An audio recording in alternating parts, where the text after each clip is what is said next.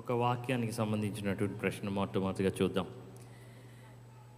ఏర్పరచబడిన వారు సైతం తప్పిపోతారా? భక్తిలో నుండి తొలగిపోతారా? అబద్ధ బోధల్ని నమ్ముతారా? అబద్ధ బోధల్ని నమ్ముతారా? ఏర్పరచబడిన వారు, రక్షింపబడిన వారి లెక్క జీవ గ్రంథంలో దేవుడు ముందుగానే వ్రాయించాడు కదా. ఎవరు తప్పిపోతారు అలాగైతే?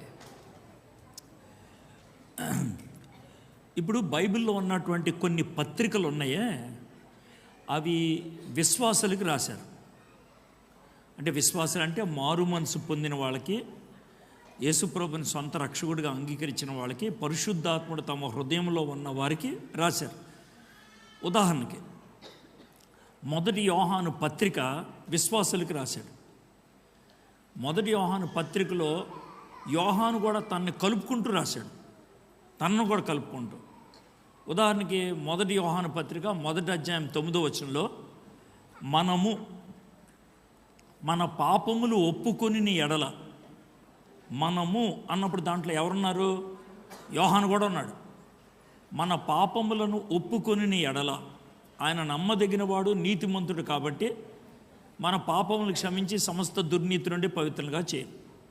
ఈ వచనాన్ని ఆధారం చేసుకొని వీళ్ళు అడిగినటువంటి ప్రశ్నలకి నేను జవాబు చెప్తాను. మొదటిది, మారు మనసు పొంది రక్షింపబడి ఏర్పరచబడిన, అంటే వీళ్ళు ఉపయోగించిన పదం అది. ఏర్పరచబడిన వాళ్ళు తప్పు మార్గంలోకి వెళ్ళటానికి అవకాశం ఉందా? ఒకవేళ లేకపోతే ఈ మాట ఎందుకు రాస్తాడు? ఏ మాట? మనం కనుక మనం పాపాలు ఒప్పుకుంటే ఆయన నమ్మదగిన వాడు, నీతిమంతుడు, ఆయన మన పాపములు క్షమించి సమస్త దుర్నీతి నుండి పవిత్రంగా చేస్తాడని ఎందుకు రాస్తాడు? విశ్వాసులు పాపం చేయటానికి పర్మిషన్ కాదు, అవకాశం ఉంది. నేను అంటుంది పర్మిషన్ కాదు, అంటే అవకాశం ఉందనంటే మీరు చేయొచ్చులో కొన్ని అని కాదు నా ఉద్దేశం. పడిపోయే పరిస్థితులు ఉంటాయి, అవకాశం ఉంటుంది. అయితే విశ్వాసి పాపంలో పడిపోయినప్పుడు, అవిశ్వాసి పాపంలో పడిపోయినప్పుడు తేడా ఏంటి? ఇది మొదటి భాగం చూద్దాం. ఒక విశ్వాసి పాపంలో పడిపోతే పాపంలో ఉండలేడు, ఆయన ఉండలేడు. ఆయన ఉండగలుగుతున్నాడంటే ఆయన రక్షింపబడలేదు అని అర్థం. ఆయన దాంట్లోంచి బయటికి రావాలనేటువంటిది ఉంటుంది. ఎందుకు సార్ అట్లాగా? ఎందుకు ఒక విశ్వాసి పాపంలో పడిపోతే అలా ఎందుకు ఉండిపోలేడు అని అంటే 2 డైరెక్ట్ కారణాలు చెప్తా. ఒకటేంటంటే, నేను రక్షింపబడింది అంటే నా గురించి చెప్తున్నా. నేను రక్షింపబడింది ఎలా అంటే, పరిశుద్ధాత్ముడు నాలో పనిచేస్తే నేను రక్షింపబడ్డా. అంటే నన్ను ఒప్పింపచేస్తే నేను రక్షింపబడ్డా. యేసు ప్రభుని దేవుడు అని ఒప్పింపజేసింది పరిశుద్ధాత్ముడు. నేను పాపిని అని ఒప్పింపజేసింది పరిశుద్ధాత్ముడు. యోహాను సువార్త 16వ అధ్యాయం 8వ వచనం ప్రకారం ఆయన చేశాడు. ఆ తర్వాత ఆయన ఏం చేస్తాడు? పరిశుద్ధాత్ముడు నాలో ఉండిపోతాడు. ఆయన వెళ్ళిపోడు, నాలో ఉండిపోతాడు. ఆయన అక్కడే ఉండిపోతాడు. మరి నాలో పాపపు తలంపు వచ్చింది, శోధన వచ్చింది, పాపం చేయాలనేటువంటి తలంపు వచ్చింది. లోనున్న పరిశుద్ధాత్ముడు లోన్ నుంచి ఫైట్ చేస్తూ ఉంటాడు, వద్దు వద్దు వద్దు అని. అయితే నేను ఎప్పుడు పాపం చేయగలుగుతాను అంటే, పరిశుద్ధాత్ముడు నోరు మూపిచ్చేస్తే, అంటే పరిశుద్ధాత్ముడు నన్ను హెచ్చరించకుండా ఆపేస్తే. అది ఎలా జరుగుద్ది అని అంటే, పరిశుద్ధాత్ముడిని ఆర్పొద్దు అనే మాట ఎందుకు రాశాడు? తెస్సలోనికైకి రాసిన పత్రిక. అంటే పరిశుద్ధాత్ముడు మనల్ని చెప్తూ ఉంటే, అగో నేను చేసుకుంటా, ఇది ఆర్పటం. మనం పాపం చేసిన తర్వాత పరిశుద్ధాత్ముడు మనల్ని వదిలిపెట్టి వెళ్ళిపోడు. మనం నోరు పిప్పిచ్చేసిన పరిశుద్ధాత్ముడు నోరు మూసుకొని ఉండడు, ఆయన ఏడుస్తాడు. అందుకే మనకు ఇంకో మాట కూడా రాశారు, ఎఫెసీయులకు రాసిన పత్రిక 4వ అధ్యాయంలో, పరిశుద్ధాత్మని దుఃఖపరచొద్దు. ఈ మాటలు ఎవరికి రాస్తున్నారు? మారు మనసు పొందిన వాళ్ళకి రాస్తున్నారు, విశ్వాసులకు రాస్తున్నారు, ఏర్పరచబడిన వాళ్ళకి రాస్తున్నారు. కాబట్టి విశ్వాసులు పాపం చేయటానికి అవకాశాలు ఉంటాయా, లేకపోతే పరిస్థితులు ఉంటాయా? జారిపోతారా? జారిపోతారు చాలాసార్లు. అయితే జారిపోయిన పరిస్థితుల్లో ఉండిపోరు, ఎలాగో ఒకలాగా వెనక్కి వచ్చేస్తారు. అందుకనే యోహాను రాసిన పత్రికలో పాపములో కొనసాగజాలరు అని ఉంటుంది, కొనసాగలేరు అని ఉంటుంది. అంటే వాళ్ళందరిలో ఉండిపోరు. బిల్లీ గ్రాహం గారు ఒక అద్భుతమైనటువంటి మనుషులకు బాగా అర్థమయ్యే ఉదాహరణ చెప్పాడు. ఒక అతనంట ఒక గొర్రె పిల్లను ఒక పందిని స్నానం చేపించి శుభ్రంగా తీసుకెళ్తున్నాడంట. ఒక బ్రిడ్జ్ దాటుతా ఉన్నాడు, కింద నుంచి ఒక మురికి కాలువ వెళ్తుంది. ఈ 2 జంతువులు దాంట్లో పడిపోయినాయి పొరపాటున.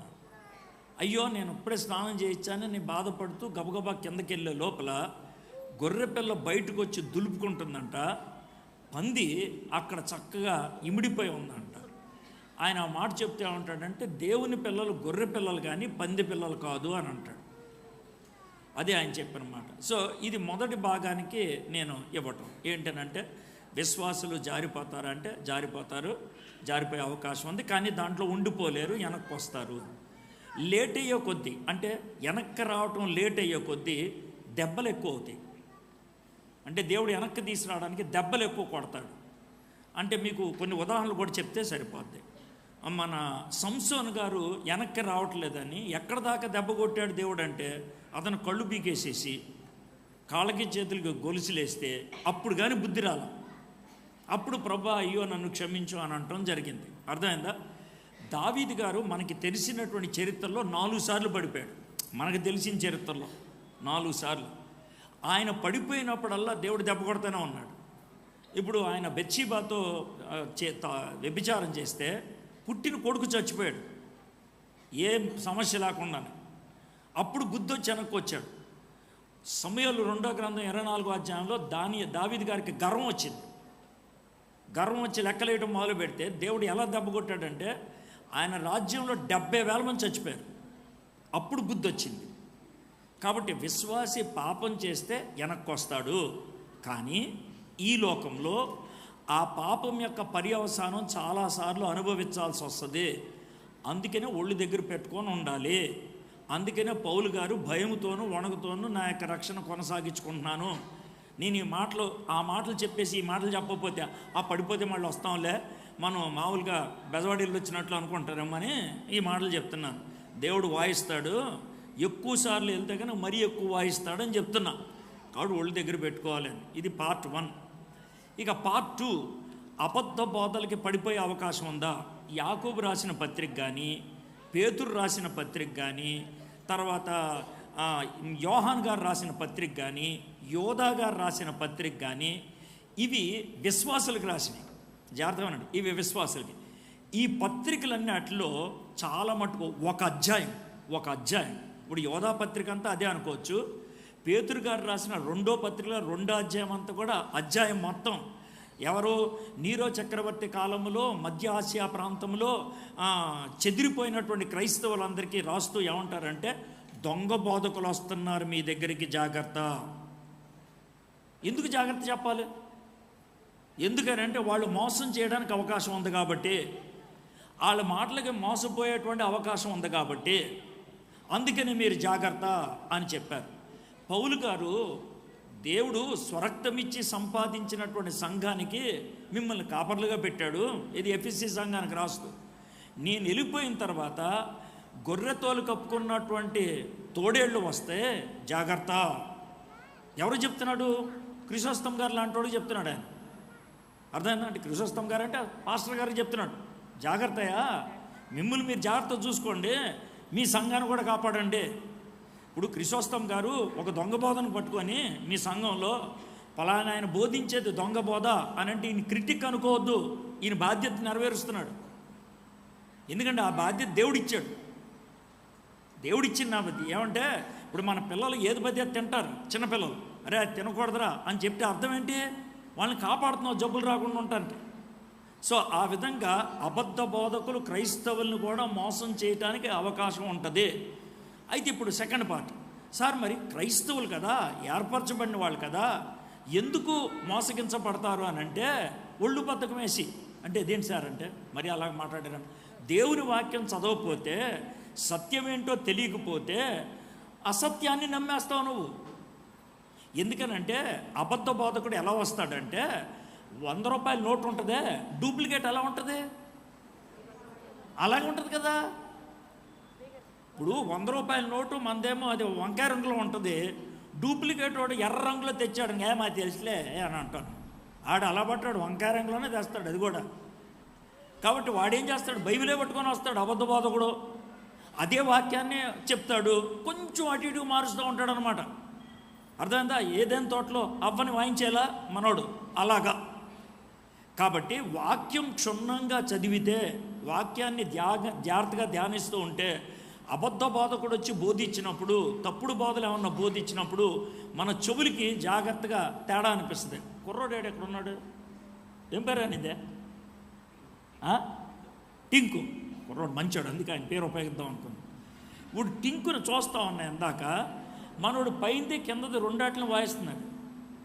కొన్నిసార్లు చూడట్లేదు కిందదాన్ని, ఇలా వాయిస్తూ ఉన్నాడు. అర్థమైందా? పైదాన్ని చూస్తూ ఉన్నాడు. మరి వాడు చూడకుండా వాయిస్తున్నారా అని అనుకున్నా. కాబట్టి దాంతో నాకు అర్థమవుతుంది ఏంటంటే, ఆయన చెవులో ఒకటి ఉందా, దాన్ని బట్టి నాకు అర్థమవుతుంది వీడేం వాయిస్తున్నాడు. స్వరం ఉంటుందే, దాన్ని బట్టి. సంగీతం బాగా వస్తే ఏం కొడుతున్నావు చూడక్కర్లా, స్వరాన్ని బట్టి చెప్తావు. వాక్యం బాగా వింటే అపశృతి వస్తే కనుక తేడా చెప్తున్నాడే వెంటనే వచ్చేస్తుంది. సో వాక్యం బాగా నలిగిపోవాలి. అర్థమైందా? వాక్యం బాగా నలిగిపోతే హృదయంలో, అర్థమైందా, తప్పుడు బోధ ఎక్కడైనా వచ్చిందనుకోండి, అది తేడా అని మనం చెప్పేయచ్చు అన్నమాట. కాబట్టి ఈ మొదటి ప్రశ్న చాలా మంచి ప్రశ్న. విశ్వాసులు పడిపోవడానికి అవకాశం ఉంది, జాగ్రత్తగా ఉండాలి. విశ్వాసులు పడిపోయినప్పుడు లోనున్న పరిశుద్ధాత్ముడు ఊరుకోడు, వెనక్కి తీసుకొస్తాడు. వెంటనే రాకపోతే వాయిస్తాడు. పదే పదే పడతావంటే వాయింపు ఎక్కువ అవుతుంది. పడిపోయిన తర్వాత రావాలనిపించట్లేదంటే నువ్వు విశ్వాసి కాదు. ఇది పార్ట్ 1. విశ్వాసుల్ని అబద్ధ బోధకులు మోసం చేస్తారా? చేస్తారు, చేయడానికి అవకాశం ఉంది.